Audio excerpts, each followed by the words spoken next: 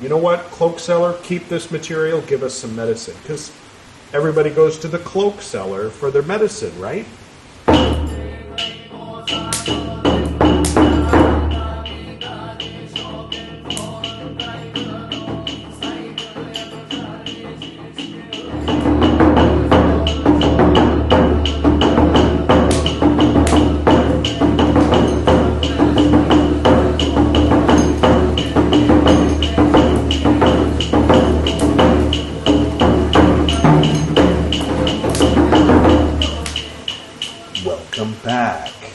This is Buddhist Books Podcast, episode 172, Tipiṭaka, part 103, in which I will be reciting from the Bhikkhunivibhaṅga, Nissaggiya 6 and 7.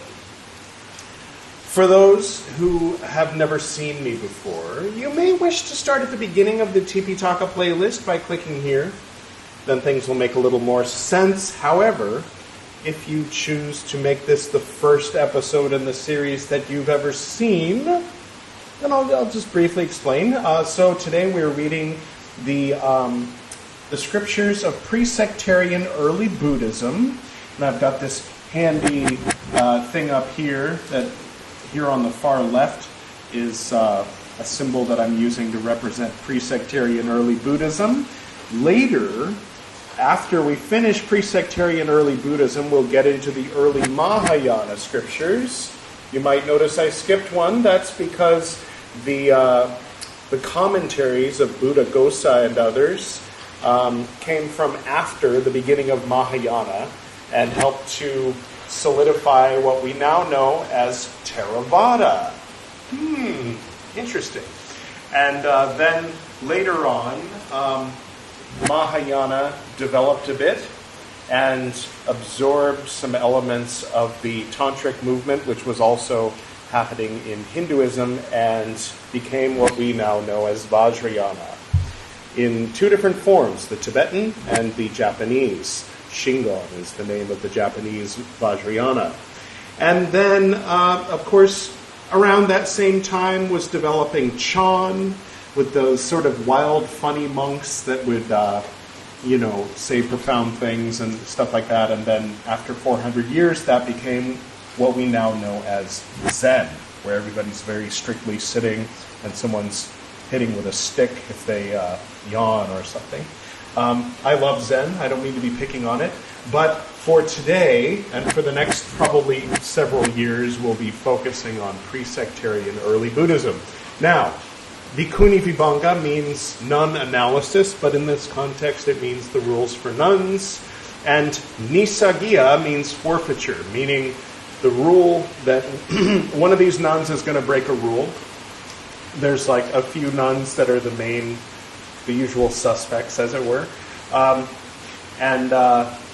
When the rule gets established, then it becomes a Nissaggiya rule, which means that something has to be given back to the order. So a nun has too many bowls, a nun has too many robes, that kind of thing, and they have to formally give it to the order and say, I have intentionally kept more than I was supposed to of this thing. So, does that sound exciting? Well, if it doesn't, if you would prefer the teachings of pre-sectarian early Buddhism, then do please check back with this podcast or video series in about a year. I think by then we'll be done with the Vinaya Piṭaka, which is the rules basket or discipline basket, basically. And then we'll move on to the Sutta Vibhaṅga, which is these books here, and that's where you get into the teachings. So I'm looking forward to that as well. However, on this podcast, for my own silly reasons, you might say, I have decided to commit to starting at the beginning with the Vinaya Piṭaka and reading every word of the rules before I get to the teachings. That's what's happening here. Our special guest today, Mahabodhi Temple in Bodh Gaya, Bihar, India, which is said to mark the spot where Lord Buddha, Siddhartha Gautama, sat under the Bodhi tree. In fact, you could say Siddhartha Gautama sat under the Bodhi tree in Bodh Gaya, but it was Lord Buddha, Shakyamuni Buddha, who stood up from that meditation. Several years he meditated, and then became a teacher and laid down what we now know as the Buddhist way. It's currently raining here in South Goa, India, so I've left the window open so you can enjoy that. And the lighting's a little different today, so we're just experimenting a little bit, see how this feels. Let me know in the comments what you think. And without further ado, I will get to today's reading. Nissaggiya 6. At one time, the Enlightened One, the Lord, was staying at Savatthi in the Jeta Grove in Anathapindika's monastery. Now at that time, lay followers, having made a voluntary collection for robe material for an order of nuns, having laid aside what was necessary in a certain cloak seller's house, having approached the nuns, spoke thus, quote, "Ladies, in such and such a cloak seller's house, what is necessary for robe material is laid aside. Having had that robe material brought from there, distribute it." End quote. The nuns, having got medicine in exchange for what was necessary, made use of it. The lay followers, having found out 3 dots, spread it about, saying. So, pause. When people start spreading something about, saying, how can the nuns such and such, that's where the thing that they did wrong is, which Lord Buddha will hear about and establish a rule. So the fact that it comes up now means somewhere in what we've read so far, a wrongdoing was committed for which something is going to have to be given back. What was it? Let's find out.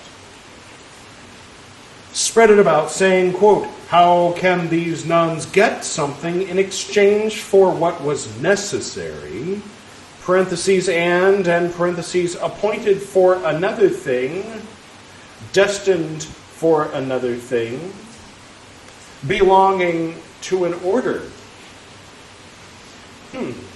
End quote. Nuns heard these lay followers who 3 dots spread it about. Those who were modest nuns, 3 dots spread it about, saying, "How can these nuns get something in exchange, 3 dots, belonging to an order?" End quote. 3 dots. So, all right, I'm just pausing to see if I can wrap my mind around what's happening. So the nuns had medicine, which they needed, but they traded it for something else and made use of it. What does that have to do with the lay followers setting aside cloth for robe making, which they're going to presumably donate to the nuns in the cloak seller's shop? I don't know. Perhaps when I listen to this later, it'll make a little more sense. That happens sometimes, where when I listen to it, I'm like, well, duh, this is what happened. But anyway, I'll keep reading. Quote, "Is it true, as is said, monks, that nuns got something in exchange, 3 dots, belonging to the order?" End quote. Quote, "It is true, Lord." End quote. The Enlightened One, the Lord, rebuked them, saying, quote, "How, monks, can nuns get something in exchange, 3 dots, belonging to an order?" It is not, monks, for pleasing those who are not, parentheses yet, and parentheses pleased, three dots, this rule of training. Whatever nun should get something in exchange for that which was necessary, parentheses and parentheses, appointed for another thing, destined for another thing, parentheses and parentheses belonging to an order, there is an offense of expiation involving forfeiture. End quote. I mean, that makes sense. I used to belong to a temple, and it was a different sort of temple, but if I had taken the Eucharist wine, for instance, and taken it to a local, I don't know what, and said, hey, I'll trade you this wine for some of those potato chips, I would expect to be scolded for that. I'm just not sure what that has to do with the lay followers offering. I mean, that might just be a setup for the story. Like, that's just what happened. These lay followers were there because they were telling them about the robe cloth that they had put at the cloak sellers, and they observed that the nuns had traded medicine for something. I don't know. All right. Whatever means, three dots. We did the flashback to whatever means, whatever means last time. We'll do it again in 3 more episodes. None means same. For what was necessary, parentheses and parentheses, appointed for another thing, destined for another thing, means for what was given for another thing. Belonging to an order means it is for an order, not for a group, not for one nun. Yeah, so in my example, the Eucharist wine was for everyone at the temple, not for me to just trade for something, right? Should get something in exchange means having set aside that for which it was given, if she gets another thing in exchange, there is an offense of wrongdoing in the action. It is to be forfeited on acquisition. It should be forfeited to an order, or to a group, or to one nun, and thus, monks, should it be forfeited. Quote, ladies, this thing got in exchange for that which was necessary, parentheses and parentheses, appointed for another thing, destined for another thing, parentheses and parentheses belonging to an order, is to be forfeited by me. I forfeit it to the order, and quote, then quotes, 3 dots, quote, 3 dots, the order should give back 3 dots, let the ladies give back 3 dots, I will give back, parentheses, this thing, and parentheses, to the lady. End quotes. For anyone who didn't take my advice and click that, and this is your first time seeing one of these, the 3 dots mean that it's like a paragraph or like a page and a half that was written before in an earlier rule, and the translator, Miss Horner, doesn't want to write it out again. So just put 3 dots and said, you figure it out. So it's what we have in English. I don't speak Pali, so otherwise I'd be reading directly from the Pali and translating as I go. But I'll leave that to better scholars. All right. If she thinks that it was appointed for another thing when it was appointed for another thing, and gets something else in exchange, there is an offense of expiation involving forfeiture. If she is in doubt, 3 dots. If she thinks that it was not appointed for another thing, 3 dots. There is an offense of expiation involving forfeiture.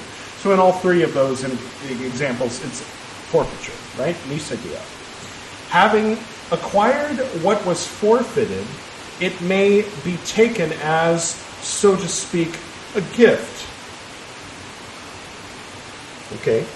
If she thinks that it was appointed for another thing when it was not appointed for another thing, there is an offense of wrongdoing, right? So if I went into the temple, right, and I had bought Eucharist wine and then left it somewhere and forgot about it, and then I was like, ooh, it's the temple's Eucharist wine, I'm going to go trade that for some potato chips. It's still wrongdoing because I thought I was taking the temple's wine, even though it was my wine. Does that make sense? All right. So if in your heart you're doing something wrong, that's wrong, regardless of maybe what you were doing was right. See? Okay. If she is in doubt as to whether it was not appointed for another thing, there is an offense of wrongdoing. If she thinks that it was not appointed for another thing when it was not appointed for another thing, there is no offense. There is no offense if she takes a remainder, if she takes having obtained the owner's permission, if there are accidents, if she is mad, if she is the first wrongdoer. So if there was a jar of medicine and there was like a little bit of medicine left, and she traded that for something, then apparently that's fine. It has to be full.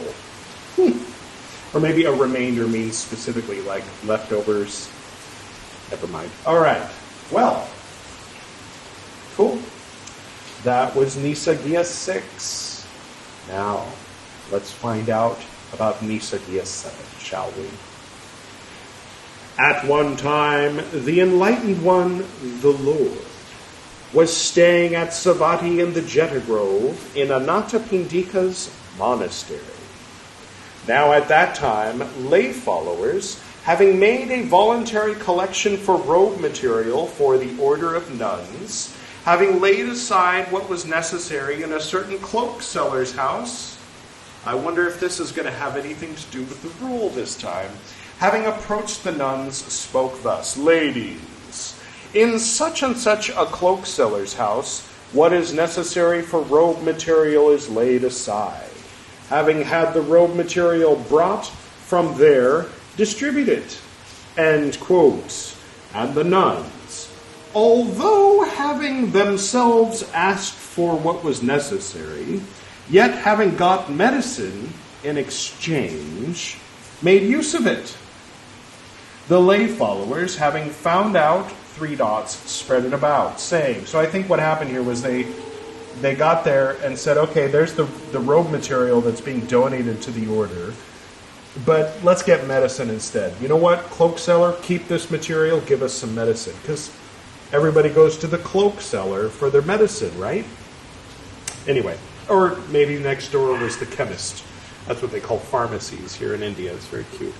All right. Went about saying, quote, how can these nuns get something in exchange for what was necessary, parentheses, and parentheses, appointed for another thing, destined for another thing, belonging to an order, parentheses, and parentheses, that they themselves asked for. End quote, 3 dots. Quote, is it true, as is said, monks, that nuns got something in exchange, 3 dots, that they themselves asked for? End quote. So it seems like this rule is basically the same as the previous one, except that in this case it's something that they themselves asked for. Maybe like a closing of loopholes, like if someone was saying, well, it's not exactly breaking that rule because, see, we asked for it, right? Well, anyway. Quote, it is true, Lord, end quote. The Enlightened One, the Lord, rebuked them, saying, quote, how, monks, can nuns get something in exchange, 3 dots, that they themselves asked for? It is not, monks, for pleasing those who are not, parentheses, yet, end parentheses, pleased, 3 dots. This rule of training, whatever nun should get something in exchange for what was necessary, parentheses, and parentheses, appointed for another thing, destined for another thing, belonging to an order, parentheses, and parentheses, that she herself asked for, there is an offense of expiation involving forfeiture. Whatever means 3 dots. None means 3 dots. For what was necessary, parentheses, and parentheses, appointed for another thing, destined for another thing, 3 dots. Belonging to an order, 3 dots. That she herself asked for means oneself having asked for. All right, so I think the 3 dots means, like, we already defined that in the previous rule. Just flip back a few pages. And should get something in exchange means 3 dots, parentheses, CVI 2, 1 to 2, or 1 to 3 rather. After belonging to an order, insert that she herself asked for, end parentheses. 3 dots, if she is the first wrongdoer. And that is today's reading. All right. So, your homework now, I'm only kidding. My homework is to contemplate that for 2 days and see if there's any broader implication toward the lifestyle and ethics of being a monk or nun, other than just the obvious. I mean, there's always the, lay followers say, how can she do that? And then it becomes a rule. And it makes me wonder, if they hadn't said that, if the local community had thought that that was fine, would it have become a rule? It seems as if, based on the way it's written, some of the rules are in place specifically so that people don't walk around saying, how can these monks and nuns do this and that? Aren't they monks and nuns? But I mean, when you're trading something that belongs to the order for something that you wanted, okay, don't do that. That seems like, if you're working at a corporation, then it's against the rules to take a bunch of pencils out of the supply room and go across the street and trade it for a cheeseburger. Although if you could do that, I think more people would do that. But then even in the case of like where you say, hey, we need some more pencils, and then the pencils come and you're like, you know what, I'm going to trade this for a cheeseburger.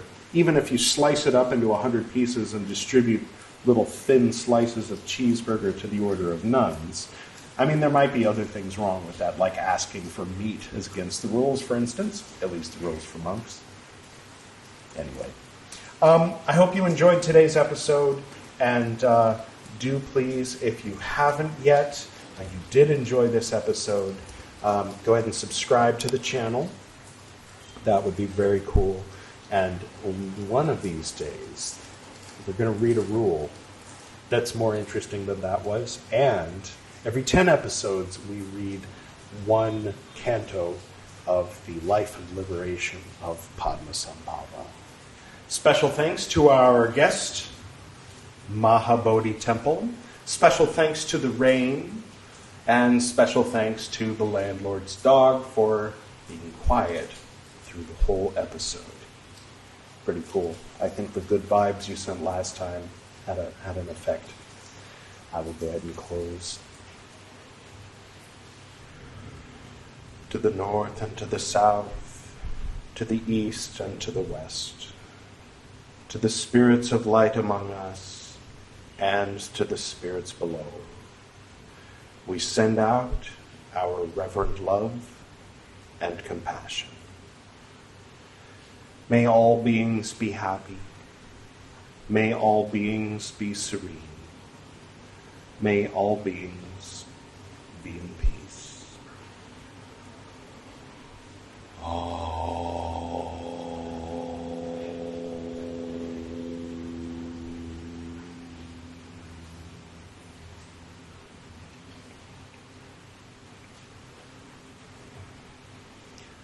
Until next time.